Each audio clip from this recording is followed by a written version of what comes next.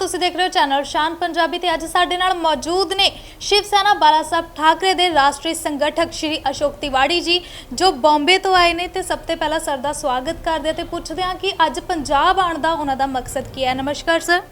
नमस्कार। चैनल के सभी जो यहाँ पे हैं उनको हमारा नमस्कार और साथ में हमारे जो यहाँ पंजाब के जो पदाधिकारी हैं हमारे बीच में इन सब को भी बहुत बहुत इनका आभार। मैं बम्बई से आया हूँ, शिवसेना का राष्ट्रीय संगठक हूँ। माननीय बाला साहब ठाकरे जी के सपुत्र और अभी के कार्याध्यक्ष हमारे पक्ष प्रमुख माननीय उद्धव साहब ठाकरे ने आदेश दिया है कि पंजाब में आप जाइए, वहाँ पे जो सारे ज़िले हैं वहाँ पे अपने संगठन की क्या ताकत है और हम 2022 के चुनाव में किस ताकत से लड़ सकते हैं उसके बारे में पूरा सर्वेक्षण लीजिए। तो 7 दिन का हमारा ये पंजाब का दौरा है जी। और उसका आज दूसरा दिन है जी। और हम सारे जगहों पे जाके सब लोगों से मिल रहे हैं, अपने पदाधिकारियों से, जी। वहाँ के समाचार माध्यमों से जो भी रिपोर्ट होएगी हम अपने पक्ष प्रमुख को ले जाके सबमिट करने वाले। तो 7 दिन के लिए सर आप आए हो, सबसे पहले मैं जो कह सकते हैं कि पूर्ण तौर पे कारण क्या है कि आप पंजाब में आए हो, बॉम्बे से आए हो, तो हम वेलकम भी करते हैं आपका पंजाब में, लेकिन जो खास कारण है वो क्या है? क्या आप चुनाव के लिए ही आए हो या फिर पंजाब का दौरा करने का और भी कोई कारण है? नहीं, सबसे पहले तो हम अपने संगठन को मजबूत करने के लिए आए हैं, क्योंकि संगठन होएगा तभी चुनाव हो सकता है। जी। तो संगठनात्मक तौर पे हमारे सारे पदाधिकारियों को मिलने के लिए संगठन की ताकत क्या है, और इसके पहले चूँकि हम महाराष्ट्र से बाहर ज़्यादा चुनाव लड़ने में या ज़्यादा हिंदुत्व के वोट बंटवारा करने के मुख्य पक्ष में नहीं थे, इसलिए सब बीजेपी को दे छोड़ा था। जी। लेकिन अभी जो है हमारे पक्ष प्रमुख ने कल ही अपना भाषण में उन्होंने बोला है कि देश पहले है, प्रदेश बाद में है। जी। तो पूरे देश को पहले रखना है तो हमको हर प्रदेश में जाना पड़ेगा, वहाँ संगठन मजबूत करना पड़ेगा और जो 2022 का चुनाव आ रहा है उसके बारे में समीक्षा भी करनी पड़ेगी कि हमारी कितनी ताकत है और हम कितने ताकत से लड़ सकते हैं चुनाव को। जी।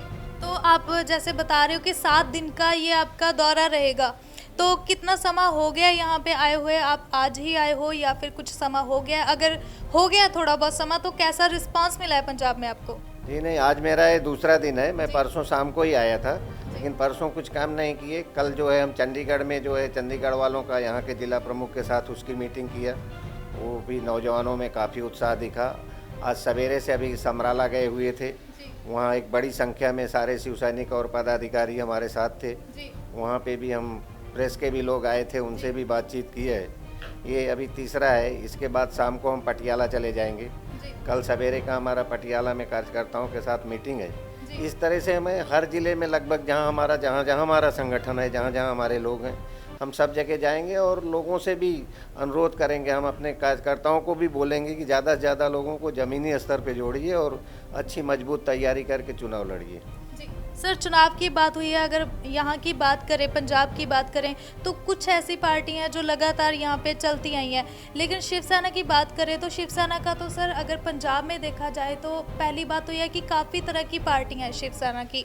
तो पंजाब में जो ज़्यादातर कहा जाता है कि जो शिवसेना है वो हिंदू मुसलमानों को बांटने के लिए है, क्योंकि काफ़ी शिवसेना के जैसे अलग अलग तरह की पार्टियां देखने को मिलती हैं शिवसेना की, तो उनकी तरफ से कई बार भड़काऊ बयान आते हैं, तो शिवसेना को इस तरह से लोग लेते हैं पंजाब में कि ये भड़काऊ बयान ही कर सकते हैं। तो क्या ये शिवसेना बाला साहब ठाकरे के बयान है या फिर कोई और शिवसेना है पंजाब में? अगर है तो अभी जो नेगेटिव काफ़ी ज़्यादा लोग हो चुके हैं, तो उस विषय पर आप क्या बोलना चाहेंगे?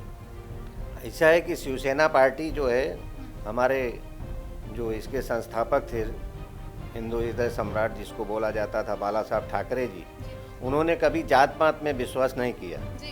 सारे जात के लोग जो हिंदुस्तान में रहते हैं, हिंदुस्तान की विकास की बात करते हैं, वो सब लोगों को उन्होंने जो है अपने साथ में रखा, चाहे हिंदू हो, मुस्लिम हो, क्रिश्चियन हो, सिख हो, कोई भी होने दीजिए, जात कोई भी हो। तो हमारा वही भी है। कल भी हमारे मुख्यमंत्री ने अपने भाषण में यही कहा है कि हिंदुत्व का जो है वो पेटेंट कोई भाजपा के पास नहीं है, हमारे पास हिंदुत्व जो है वो समाज को लेके है। इस समाज में जो हिंदुस्तान में रहता है वो सारे हिंदू ही हैं और विभिन्न धर्म के भी हैं। तो हम जितना अपने धर्म को, हिंदू धर्म को पालन करते हैं, उतना ही हम सिख धर्म को भी मानते हैं, मुस्लिम धर्म को भी मानते हैं। हमारे यहाँ ईद भी वैसे ही मनाई जाती है, जैसे प्रकाश पर्व मनता है वैसे होली मनती है, दिवाली मनती है, सब एक दूसरे से मिल के मनते हैं। और महाराष्ट्र में आप जाएंगे तो जात पात का नामो निशान नहीं है। वहाँ पे सारे लोग मिल के एक साथ काम करते हैं, एक साथ बढ़ते हैं, एक साथ वो करते हैं। हम गठबंधन के धर्म में थे इसलिए अभी तक नहीं किए, लेकिन अभी वो धर्म भी टूट गया है और हमारा काम भी पूरे देश में बढ़ रहा है, तो हम चुनाव पूरी ताकत से लड़ेंगे। वो चाहे भाजपा यहाँ पे हो और चाहे दूसरी पार्टियाँ हो, उसका मतलब नहीं है। और रही बात शिवसेना के अलग अलग पार्टियों की, तो शिवसेना तो सिर्फ बाला साहब ठाकरे ने जो बनाया वही शिवसेना है, बाकी जो लोग हैं वो सब नकली हैं। और ये चुनाव के बाद ही आप देख लीजिए जाएगा या उसके पहले भी हम तैयारी में हैं कि जितने लोग नकली हैं उनके सारे लिस्ट बनाए जाएगी। यहाँ का जो प्रशासन है हम उनको मुख्यमंत्री को देंगे कि भाई इसको जो है जो इस हमारे नाम से चला रहे हैं उनके खिलाफ कानूनी कार्रवाई करिए, उनको जेल में डालिए। सर अभी जैसे आप बोल रहे हो कि जो नकली शिव सेनाएं हैं उन पर कार्रवाई की जाएगी, तो क्या पहले कोई ऐसा कदम नहीं उठाया गया कि पंजाब में भी इतना माहौल ख़राब कर रही हैं ऐसी पार्टियाँ, उन पे कोई एक्शन लिया जाए? पहले ऐसा कोई प्रयास नहीं किया? नहीं, इसके पहले हमने कुछ ऐसा प्रयास नहीं किया, क्योंकि हमने आपको पहले ही बताया कि हम जो है बाहर हिंदुस्तान में, महाराष्ट्र के बाहर चुनाव लड़ने का या हमारा कोई ऐसा संगठन को बहुत तेज़ी से आगे बढ़ाने का कोई वो नहीं था, हमारे एजेंडे में था। तो जो हिंदुस्तान में जहाँ जहाँ बाला साहब को प्रेम करने वाले हमारे शिव सैनिक थे, वो लोग जो है अपना अपने हिसाब से करते थे और हमारे यहाँ से केंद्र से जो है इतना ज़्यादा इस पर ध्यान नहीं दिया जाता था। लेकिन अभी हमारे अध्यक्ष जी ने जो है अच्छी तरह से पूरे देश पे ध्यान देने का कहा है, तो आगे से जो कार्रवाई होगी वो भी होगी। सर पंजाब की बात करें तो पंजाब में आज तक जैसे शिवसेना की बात करी जाए तो पूर्ण तौर पे अगर कहा जाए तो पैर नहीं जमा पाई है अपने यहाँ पे पंजाब में शिवसेना। कारण क्या है इसके पीछे? ये पैर नहीं जमा पाई मतलब हमने बताया ना आपको कि बाला साहब ने वादा किया था जो है लाल कृष्ण आडवाणी जी से कि हम सिर्फ महाराष्ट्र में हिंदुत्व के वोट का बंटवारा नहीं हो, इसलिए हम महाराष्ट्र में ज़्यादा जोर लगाएंगे। हमने कभी चुनाव लड़ने के बारे में सोचा ही नहीं है। मतलब कुछ अपने कार्यकर्ता अति उत्साह में खड़े होते थे, लेकिन कभी कोई यहाँ पे प्रचार करने को या उस काम के लिए नहीं आया था, क्योंकि हमारा ध्यान ही सिर्फ महाराष्ट्र पे था और महाराष्ट्र हमारे एजेंडे में था। अभी हमारा एजेंडे में पूरा देश है, तो आप देखिएगा कितनी जल्दी जो है हम भारतीय जनता पार्टी से भी ज़्यादा जल्दी हम उसको एग्रेसिव करेंगे पार्टी को और उससे ज़्यादा लेके आएंगे। सर पंजाब की बात की जाए, पंजाब है तो किसान है, किसान है तो पंजाब है। ये कहा जा सकता है कि पंजाब का दूसरा नाम ही किसानी है। तो किसानों को खुश करना सबसे ज़्यादा ज़रूरी है। तो किसानों के लिए आपने क्या किया है जो किस लगता है कि पंजाब आपको वोट देगा या शिवसेना पंजाब में अपने पैर जमा पाएगी? देखिए, किसानों का जहाँ तक मुद्दा है, हम सारे लोग किसानों के ही बेटे हैं, भले बम्बई में रहें, पंजाब में रहें या और किसी प्रांत में रहें, रोजी रोटी के तलाश में कहीं भी जाते हैं। लेकिन अगर हमारे पीछे देखा जाए तो किसानी या खेती जो है वो हमारा जो है मुख्य धंधा था, लेकिन समय बदला, वहाँ से नहीं पूरा होता। किसानों की ऐसी दुर्दशा और किसी की नहीं है। और मैं तो ये समझ में नहीं आया आज तक हमारे कि मोदी का ये कौन सा प्लान है। ज़मीन तो किसान की है, उसके नाम से है, खेत किसान के हैं, ट्रैक्टर किसान का है, पानी किसान का, बीज किसान का, सारी चीज़ें किसान की है। तो कानून सरकार का क्यों चाहिए? अगर किसान को बोलता है कि हमको चाहिए कानून, जैसे लोग बोलते हैं हमको आरक्षण चाहिए, तो आरक्षण दो तो ठीक है, लेकिन किसान तो कानून मांग ही नहीं रहा है, तो उसके ऊपर क्यों लाद रहे हो भाई? खाली अडानी और उनको खुश करने के लिए आप लाद रहे हो। बड़े बड़े लोगों के काम में तो शिवसेना इसके हमेशा से खिलाफ थी और किसानों के साथ खड़ी है। यानी जो 3 खेती कानून है उनके विरोध में हो आप? हाँ बिल्कुल, 100% उनके विरोध में हूँ और रद्द ही होना चाहिए। काला कानून है, हम इसका पूरी तरह से विरोध करते हैं। बिल्कुल। तो सर जैसे अभी आप पंजाब की बात कर रहे हो, तो पंजाब में अगर शिवसेना बाला साहब ठाकरे चुनाव लड़ती है तो कितनी सीटों पे आप अपने नुमाइंदों को रखोगे? ये निर्णय हमारे पक्ष प्रमुख का होगा। शिवसेना का एक सिद्धांत है कि उसमें सब शिव सैनिक हैं। जैसे सेना में कमांडर का आदेश चलता है, वैसे हमारे शिवसेना में भी हमारे पक्ष प्रमुख का आदेश चलता है।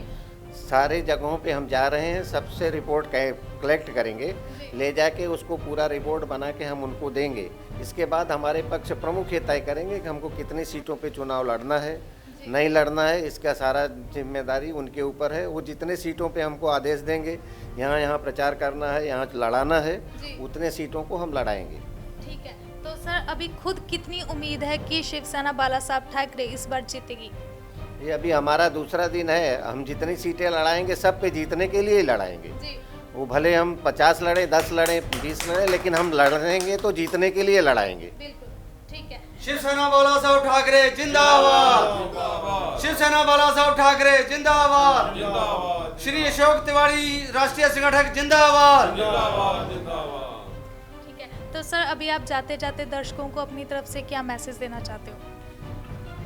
मैं अपनी तरफ से नहीं, मैं हमारे पक्ष प्रमुख की तरफ से एक संदेशा देना चाहता हूं कि पंजाब के सारे लोग, सभी धर्म के, सभी जात के या जो भी हैं पंजाब में रहते हैं, किसान हैं, मजदूर हैं, उद्योगपति हैं, सबको मैं एक संदेशा देना चाहता हूं कि शिवसेना के पक्ष प्रमुख हमारे उद्धव साहब ठाकरे जी, जो महाराष्ट्र में अभी हैं 2 साल में, वो राजनीति में कभी नहीं थे, चुनाव नहीं लड़े, लेकिन जिम्मेदारी मिली तो महाराष्ट्र को उन्होंने अव्वल नंबर पे रखा है। जी अगर सारे लोग यहाँ पे शिवसेना के साथ जुड़ेंगे, उनके साथ आएंगे, कंधे से कंधा मिला के चलेंगे, तो देश को एक नई गति हमारे पक्ष प्रमुख जरूर देंगे।